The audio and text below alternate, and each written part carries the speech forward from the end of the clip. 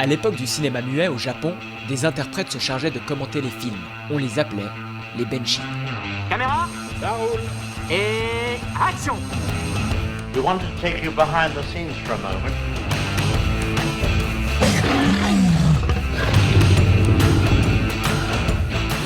Eat it.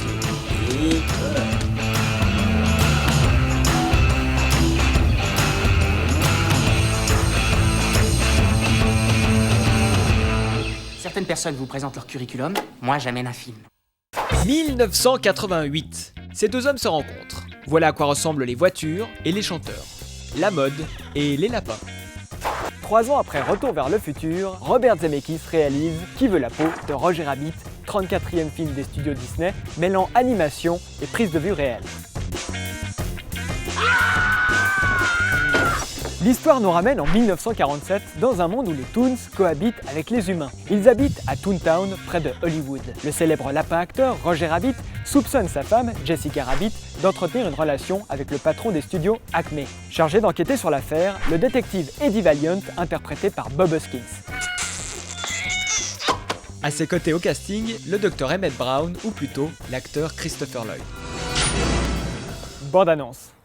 This is the tale of an up-and-coming movie star named Roger Rabbit and a down-and-out private detective. Stay out! It's a comedy a little different from all the rest. I'm a pig! I'm a toon. I'm not bad. We toons may act idiotic, but we're not stupid. Who Framed Roger Rabbit? Tout commence en 1981 lorsque l'auteur et humoriste Gary K. Wolf publie Qui a censuré Roger Rabbit, une histoire originale et sombre mêlant personnages animés, assassinats et enquêtes policières. À la lecture, Walt Disney Productions voit la possibilité d'en faire un blockbuster. Des dizaines de scénarios plus tard, la société prend peur, le défi est trop grand et le budget trop élevé. La solution est trouvée avec l'arrivée de Steven Spielberg qui propose une coproduction avec sa société Amblin Entertainment. Qui veut la peau de Roger Rabbit, c'est surtout le fruit d'une collaboration surprenante entre deux majors, Warner et Disney. En effet, Steven Spielberg réussit à convaincre de réunir dans un même film des personnages animés des deux sociétés. He want no rabbit or a duck or a dog or a little wooden boy or a sheep or a puppy. Seule condition bien sûr que le nombre de personnages, le nombre d'apparitions et le temps de parole soient parfaitement équilibrés. Pour exemple, la scène culte entre Daffy Duck et Donald,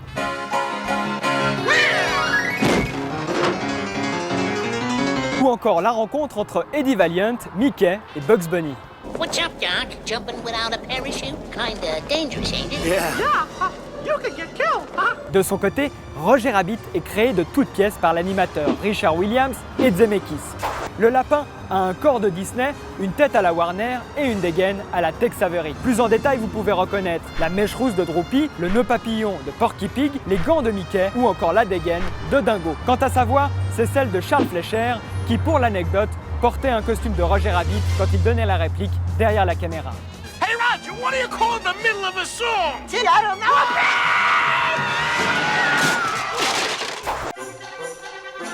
Le tournage de Roger Rabbit débute le 2 décembre 1986. Si la ville de Londres est choisie pour les scènes en studio et sur Blue Box, c'est Los Angeles qui sert de décor naturel. Derrière moi, vous reconnaissez sans doute ce tunnel situé dans le parc Griffith. C'est lui qui mène Eddie Valiant vers Toontown.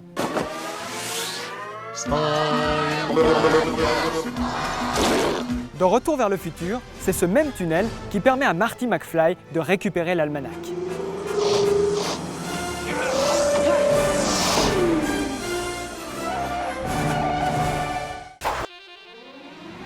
Je me trouve maintenant devant Red Studio Hollywood, ou plutôt Maroon Cartoons, qui n'est autre que la maison de Roger Rabbit.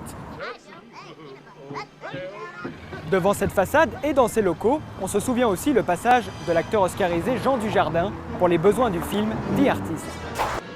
Direction le célèbre quartier de Downtown Los Angeles. C'est ici, sur Hope Street, que le Sunset Boulevard a été reconstitué pour les besoins du film.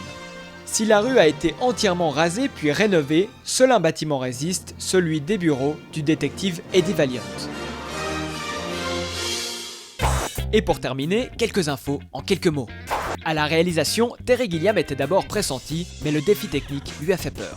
Avant de choisir Bob Hoskins, Zemeckis a pensé à Harrison Ford qui coûtait trop cher et Bill Murray qui a tardé à répondre. Pendant les scènes, Christopher Lloyd s'est appliqué à ne jamais cligner des yeux pour rendre le personnage plus effrayant.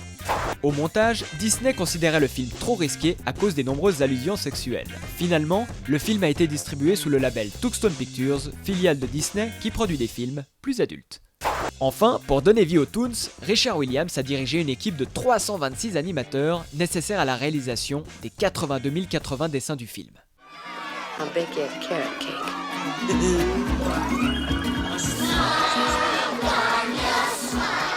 Roger Rabbit sort dans les salles le 21 juin 1988.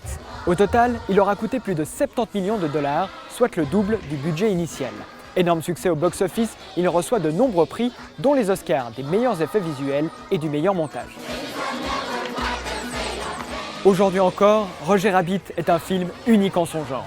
Il marque les débuts de l'animation moderne et est le fruit d'une collaboration que l'on aurait cru possible que dans un dessin animé. I like the sound of that. That's all, folks.